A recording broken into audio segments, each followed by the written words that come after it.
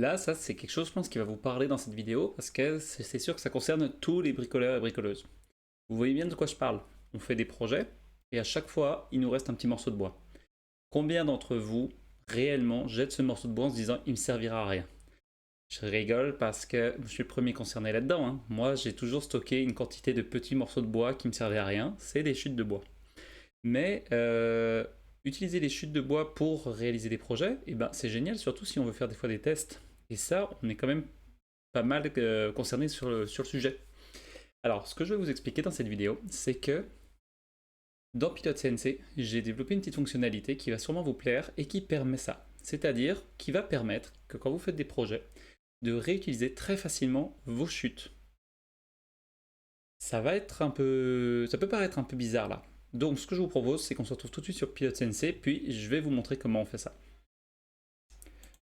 Sur Pilot CNC, quand on arrive, donc là on retrouve les guides, donc ça je vais les fermer parce qu'on n'en a pas besoin. Et en fait, ce qui va nous intéresser là, ça va être qu'en premier lieu, voilà une petite fonctionnalité qui est arrivée d'ailleurs pas plus tard que cette semaine.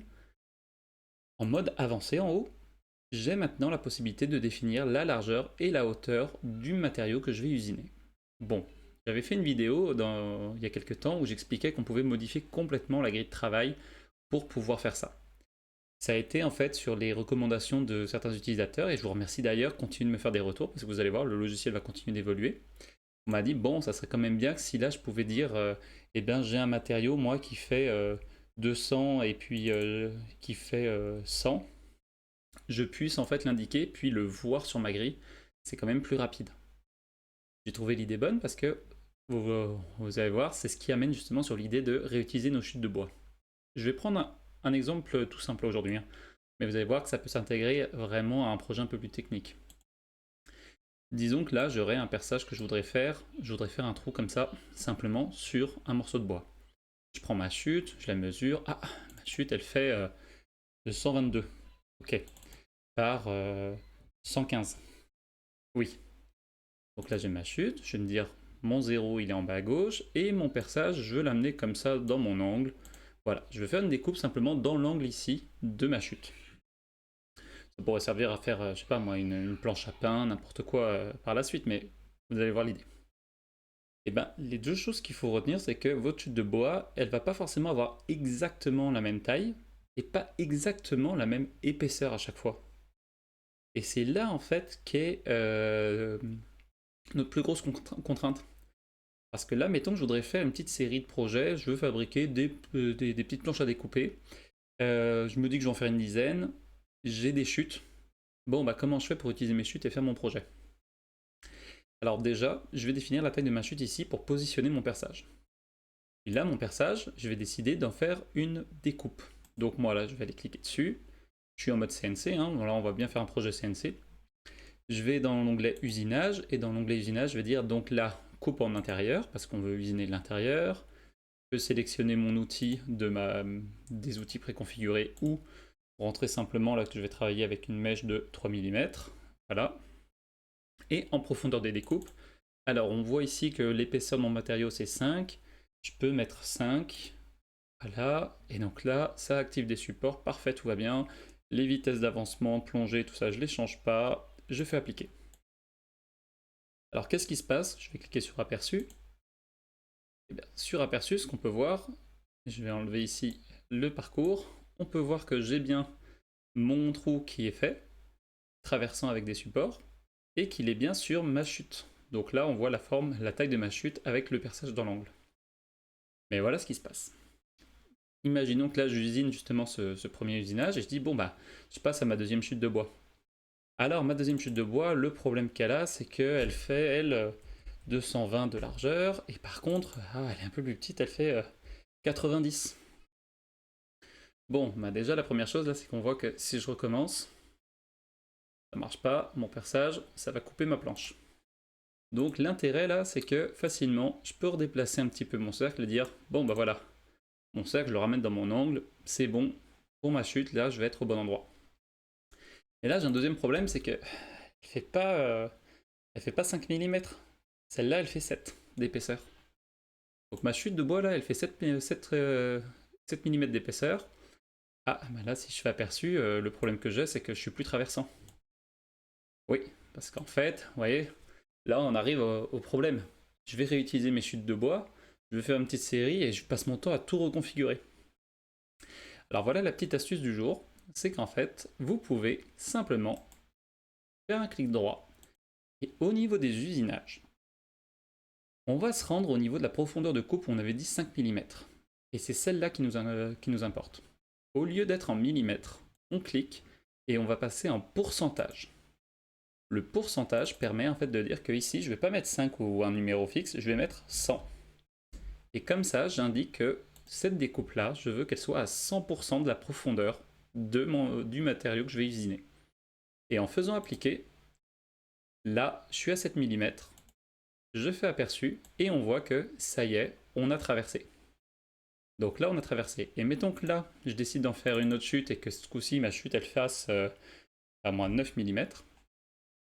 Je change simplement ici l'épaisseur. Je reclique et ça y est, on retraverse de nouveau. C'est-à-dire que là, automatiquement, je peux le faire maintenant avec même une 3 mm, on va voir que tout se recalcule automatiquement. C'est-à-dire que là, on a de nouveau des supports qui ont été mis et c'est toujours traversant. Alors, ce qui est intéressant là, avec cette option-là, c'est que on résout complètement le problème de travailler avec des chutes en bois. Parce que des chutes en bois, je le sais, hein. Moi j'en ai des tonnes. Une fois quand j'ai déménagé, j'ai sorti l'équivalent de 3 trailers de chutes de bois, hein, pour vous donner une idée que je suis vraiment le matérialiste des chutes de bois. Mais je me suis mis une contrainte maintenant qui est de dire que quand la chute de bois elle fait moins d'un pied de long, je la jette.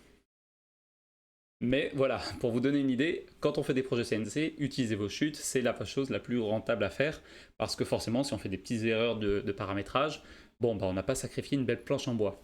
Mais c'était le petit point pour dire que des fois, bah, avec notre chute, on peut fabriquer un très beau projet, et qu'en fait, bah, nos chutes, elles sont pas toutes identiques. Alors voilà, maintenant vous savez, avec Pilot Sensei, que c'est très facile de faire un projet similaire sur deux planches de bois qui ont des différences, simplement en repositionnant vos éléments par rapport à la taille de votre chute, et deuxièmement, en faisant des paramètres en pourcentage. Et puis là où le pourcentage il va encore plus loin, c'est que regardez, si je reviens dessus, je peux très bien avoir ici mon perçage qui fait 100%, mais j'aurais très bien pu faire ici, hop. Alors petite astuce, quand on ouvre, quand on dessine un carré ou un rond, c'est toujours symétrique. Et si vous appuyez sur la touche majuscule de votre clavier en même temps, là vous pouvez faire, vous êtes en champ libre, donc vous pouvez justement faire la forme que vous voulez. Petit tips, ici, mettons que justement je dise, alors je veux ça, je vais dire que je fais des arrondis. Voilà, petits arrondis. Ici, ce que je vais lui dire, c'est qu'il va faire une poche. Et là, pareil, la poche, ce que je vais lui dire, c'est qu'au lieu de la faire en millimètres, je vais lui demander de faire une poche à 50% de profondeur. Et donc là, ce qui est très bien, c'est que quand on va faire notre projet, on va voir que là, la matière a creusé à 50% de profondeur de notre planche, a fait notre perçage, et que si ici je lui avais dit on est passé sur du 9 mm, on clique et en fait les paramètres vont continuer justement de suivre la proportion de votre planche. Donc là on a une planche qui est beaucoup plus épaisse, mais on voit que l'usinage part bien à 50% de profondeur, et ici le perçage va bien à 100%. Voilà, c'est des petites choses qui vont être, je suis sûr, très utiles pour la plupart d'entre vous. En attendant, si cette vidéo vous a plu, dites-le moi dans les commentaires ou mettez un petit pouce, ça aide justement à faire connaître la vidéo. Et comme vous voyez, hein, sinon dites-moi en commentaire s'il y a des suggestions, des questions, je suis là pour y répondre. Ça pour dire, c'est ne pas plus tard que la semaine dernière, hein, qu'on m'a suggéré le tracé. Donc pour vous montrer que ça évolue très vite et que je suis très réactif, j'essaye de l'être le plus. Comme je l'ai dit dans mes lives, moi, ce logiciel, je veux que ça devienne une référence et c'est grâce à vous que ça va pouvoir le devenir. Pour ceux qui ne connaissent pas ce logiciel et qui se posent des questions, sachez que c'est Pilot Sensei. Et Pilot Sensei, c'est un logiciel tout en un qui vous permet en fait de contrôler aussi bien une CNC routeur, donc une machine à commande numérique avec un routeur dessus, qu'un graveur laser. Bon, je ne vais pas rentrer plus en détail, vous pouvez l'essayer gratuitement, hein. Vous pouvez vous connecter, faire un compte gratuit et avoir accès à la majorité des fonctionnalités. Et puis il y a même à l'ouverture des petits guides qui vous permettent de le prendre en main simplement. Pour ceux qui sont curieux, je vous mets le lien du logiciel juste en dessous de la vidéo. Et puis sinon, je vous souhaite un bon... Et sinon, bah, je me suis repris là parce que j'ai plus d'air. Et sinon, bah, je vous souhaite un bon bricolage et à la semaine prochaine. Ciao.